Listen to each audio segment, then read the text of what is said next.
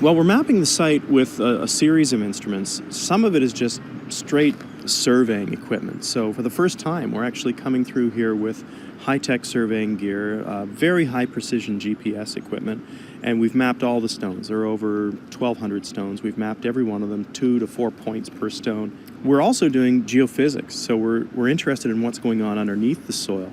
You know, there are about 1,200 or so stones, but the ratio of people with stones to people buried here without stones is about 1 to 10. So there are many more people buried here than the stones would indicate. What are you learning through this work?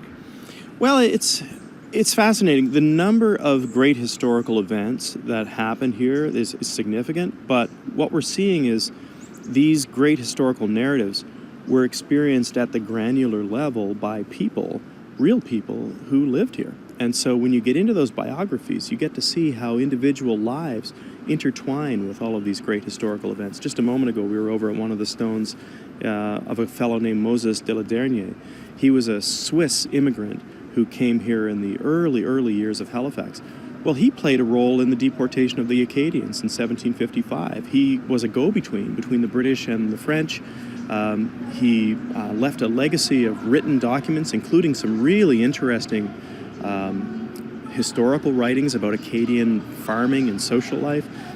He's buried right over there. Well, I think it's most valuable because it's giving context to what this place is. And one of our problems is that people don't know that it's still here. And really, it's the final resting place of the founding fathers of Halifax, or the founding people of Halifax would be better to say. We want to sort of put Halifax in context for people if we can. Yeah, there's all kinds of stories here, not just the graves. So there's 12,000 people beneath our feet. What are we still learning about this site? We're learning basically that, this had a very wide range of people. They weren't represented. You had to have a lot of money to have a stone, and a lot of the stones were made in New England, not here. So we know we have Indigenous people here. We know we have African, Nova Scotian people here, but they're not memorialized in stone. But their stories have to be told as well, and that's what we're working on now.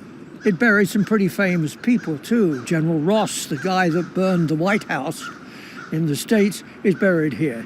And American tourists really like the thought of burning the White House.